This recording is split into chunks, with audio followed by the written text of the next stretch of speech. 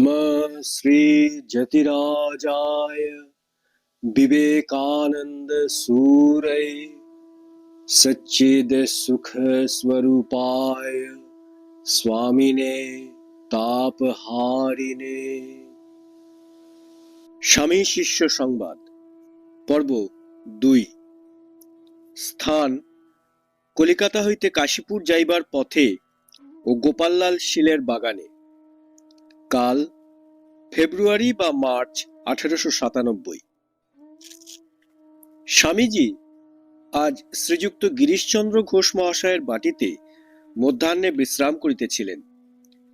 শিষ্য সেখানে আসিয়া প্রণাম করিয়া দেখিল স্বামীজি তখন গোপাললাল শীলের বাগান বাড়িতে যাইবার জন্য প্রস্তুত, গাড়ি দাঁড়াইয়া আছে। শিষ্যকে বলিলেন, চল আমার সঙ্গে।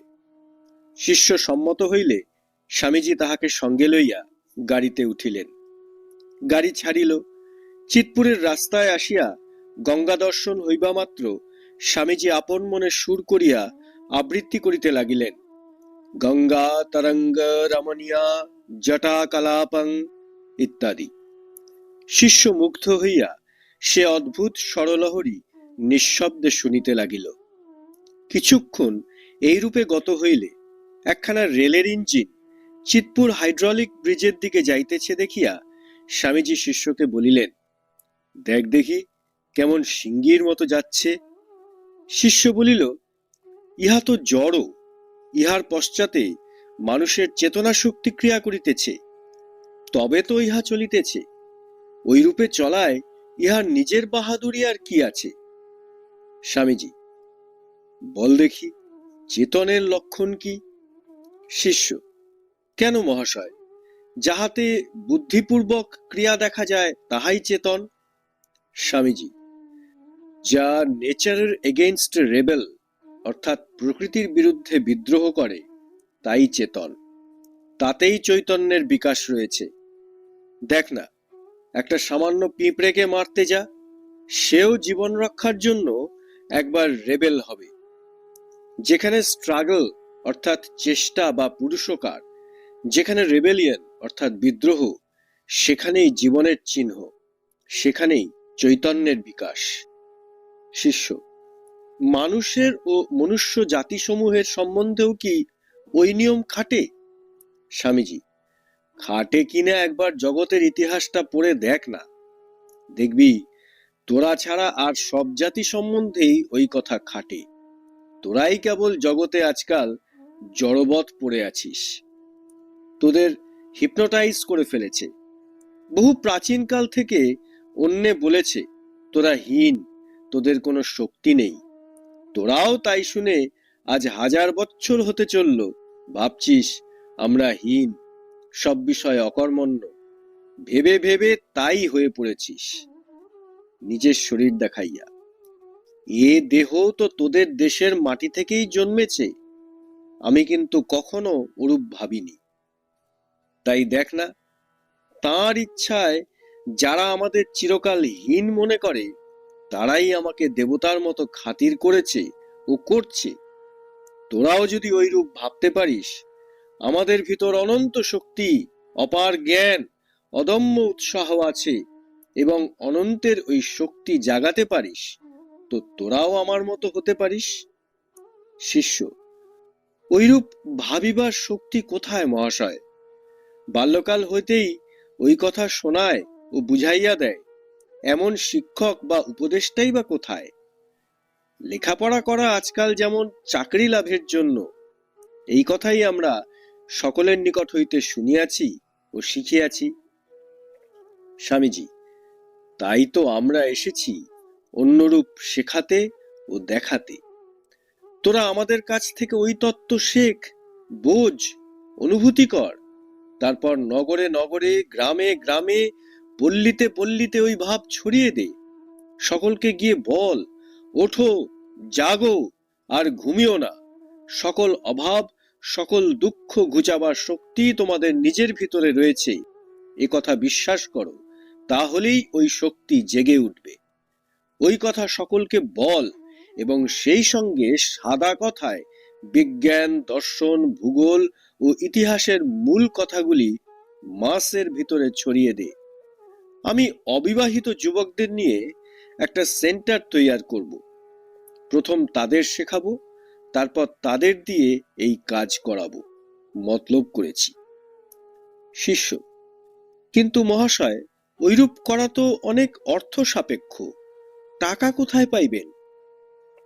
স্বামীজি: তুই কি বলছিস?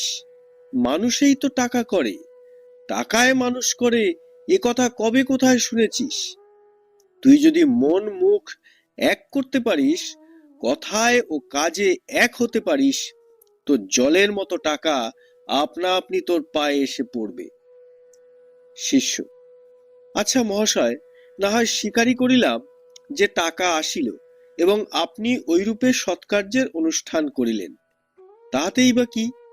ইতঃপূর্বেও তো কত মহাপুরুষ কত ভালো ভালো কাজ করিয়া গিয়াছেন, সে সকল এখন কোথায়? আপনার প্রতিষ্ঠিত কার্যেরও সময় ঐরূপ দশা হইবে নিশ্চয়, তবে ঐরূপ উদ্যমের আবশ্যকতা কি? স্বামীজি: পরে কি হবে সর্বদা এ কথাই যে ভাবে, তার দ্বারা কোনো কাজই হতে পারে না। যা সত্য বলে বুঝেছিস তা এখনই করে ফেল। পরে কি হবে না হবে সে কথা ভাববার দরকার কি? এতটুকু তো জীবন, তার ভিতর অত ফলাফল খতালে কি কোনো কাজ হতে পারে? ফলাফলদাতা একমাত্র তিনি, ঈশ্বর। যা হয় করবেন। সে কথায় তোর কাজ কি? তুই ওদিকে না দেখে কেবল কাজ করে যা। বলিতে বলিতে গাড়ি বাগান বাড়িতে পৌঁছিল। কলিকাতা হইতে অনেক লোক স্বামীজিকে দর্শন করিতে সেদিন বাগানে আসিয়াছেন। স্বামীজি গাড়ি হইতে নামিয়া ঘরের ভিতর যাইয়া বসিলেন এবং তাহাদিগের সকলের সহিত কথা কহিতে লাগিলেন। স্বামীজির বিলাতি শিষ্য গুডউইন সাহেব সাক্ষাৎ সেবার মতো অনতিদূরে দাঁড়াইয়া রহিলেন। ইতঃপূর্বে তাহার সহিত পরিচয় হওয়ায় শিষ্য তাহারই নিকট উপস্থিত হইল এবং উভয়ে মিলিয়া স্বামীজি সম্বন্ধে নানা প্রকার কথোপকথনে নিযুক্ত হইল।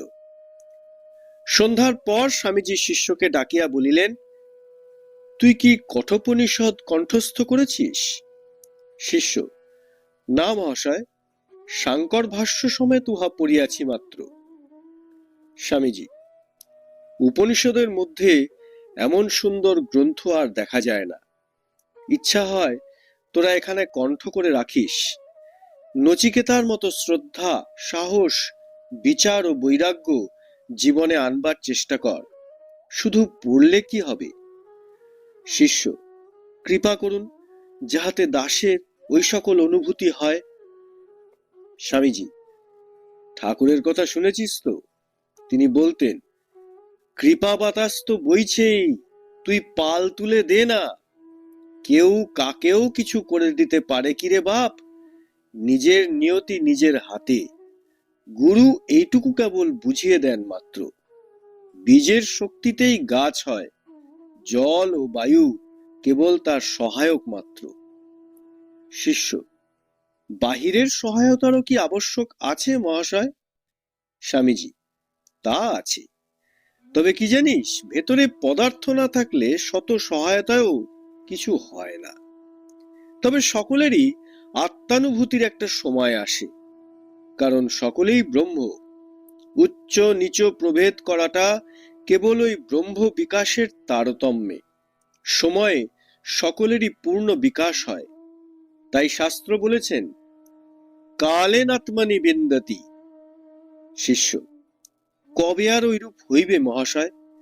শাস্ত্র মুখে শুনি কত জন্ম আমরা অজ্ঞানতায় কাটাইয়াছি। স্বামীজি: ভয় কি? এবার যখন এখানে এসে পড়েছিস, তখন এবারেই হয়ে যাবে। মুক্তি, সমাধি এসব কেবল ব্রহ্ম প্রকাশের পথের প্রতিবন্ধগুলি দূর করে দেওয়া। নতুবা আত্মা সূর্যের মতো সর্বদা জ্বলছেন।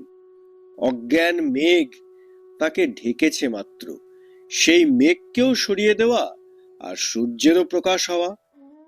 তখনই বিদ্যতে হৃদয় গ্রন্থি ইত্যাদি অবস্থা হয়। যত পথ দেখছিস সবই এ পথের প্রতিবন্ধ দূর করতে উপদেশ দিচ্ছে। যে যেভাবে আত্মানুভব করেছে সে সেইভাবে উপদেশ দিয়ে গিয়েছে। উদ্দেশ্য সকলেরই কিন্তু আত্মজ্ঞান, আত্মদর্শন। এতে সর্বজাতি, সর্বজীবের সমান অধিকার, এইটাই সর্ববাদী সম্মত মত। শিষ্য: মহাশয়, শাস্ত্রের ওই কথা যখন পড়ি বা শুনি, তখন আজও আত্মবস্তুর প্রত্যক্ষ হইল না ভাবিয়া প্রাণ যেন ছটফট করে। স্বামীজি: এরই নাম ব্যাকুলতা। ওইটে যত বেড়ে যাবে, ততই প্রতিবন্ধরূপ মেঘ কেটে যাবে, ততই শ্রদ্ধা দৃঢ়তর হবে। ক্রমে আত্মা করতলা মালকবৎ প্রত্যক্ষ হবেন। অনুভূতি ধর্মের প্রাণ। কতকগুলি আচার নিয়ম সকলেই মেনে চলতে পারে, কতকগুলি বিধিনিষেধ সকলেই পালন করতে পারে, কিন্তু অনুভূতির জন্য কজন লোক ব্যাকুল হয়? ব্যাকুলতা ঈশ্বর লাভ বা আত্মজ্ঞানের জন্য উন্মাদ হওয়াই যথার্থ ধর্মপ্রাণতা। ভগবান শ্রীকৃষ্ণের জন্য গোপীদের যেমন উদ্দাম উন্মত্ততা ছিল, আত্মদর্শনের জন্য সেইরূপ ব্যাকুলতা চাই। গোপীদের মনেও একটু একটু পুরুষ মেয়ে ভেদ ছিল, ঠিক ঠিক আত্মজ্ঞানে ওই ভেদ একেবারেই নেই।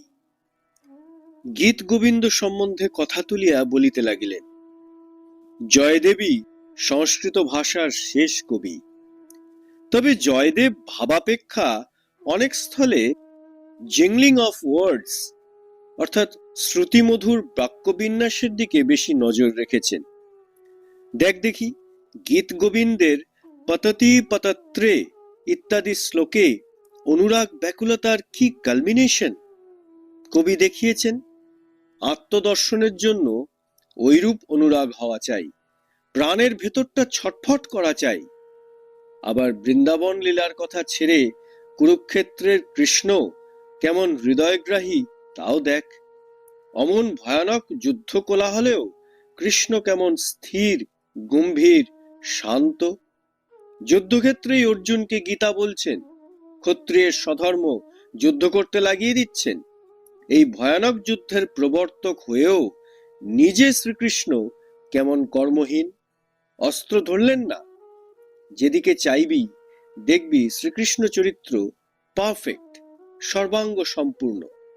জ্ঞান, ভক্তি, কর্ম, যোগ, তিনি যেন সকলেরই মূর্তিমান বিগ্রহ।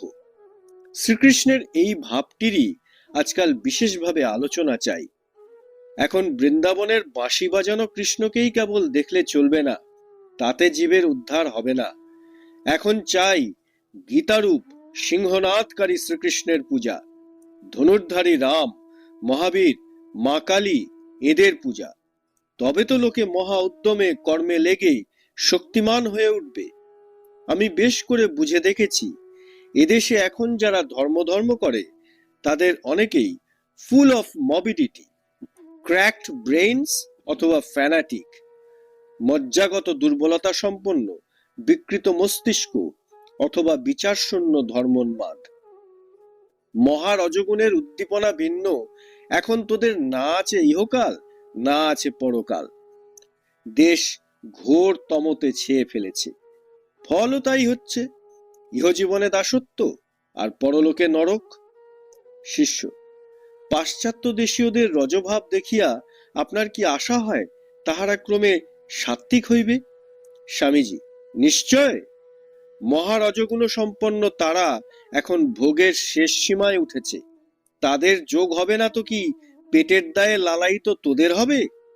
তাদের উৎকৃষ্ট ভোগ দেখে আমার মেঘদূতের বিদ্যুৎ দন্তাং ললিত বাসনা ইত্যাদি চিত্র মনে পড়ত।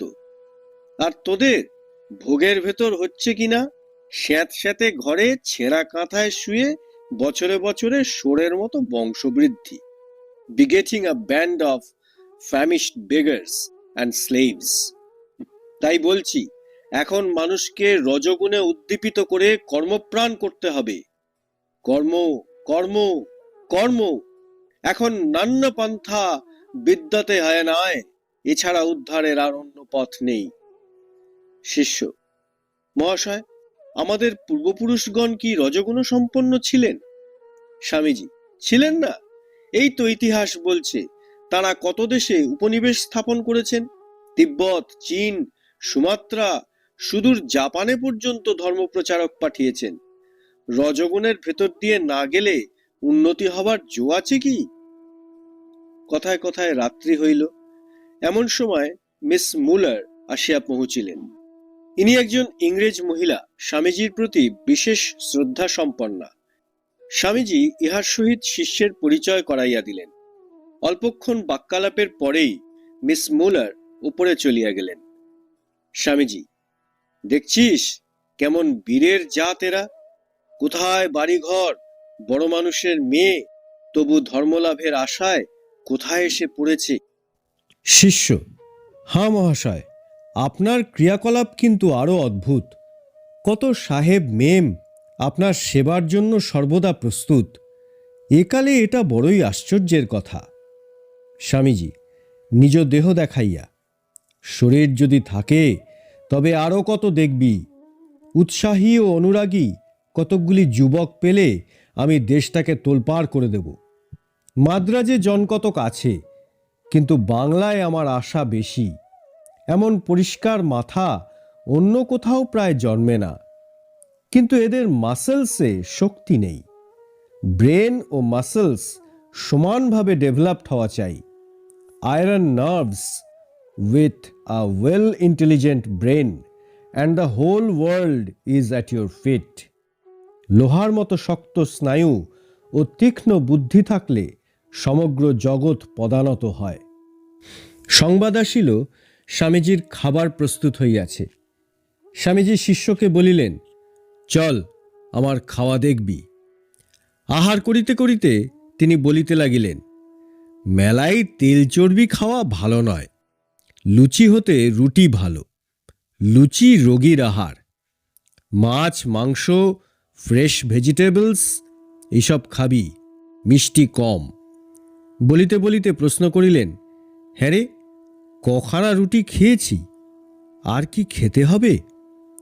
কত খাইয়াছেন তাহা স্বামীজির স্মরণ নাই। ক্ষুধা আছে কিনা তাহাও বুঝিতে পারিতেছেন না। আরও কিছু খাইয়া স্বামীজি আহার শেষ করিলেন। শিষ্য বিদায় গ্রহণ করিয়া কলিকাতায় ফিরিল।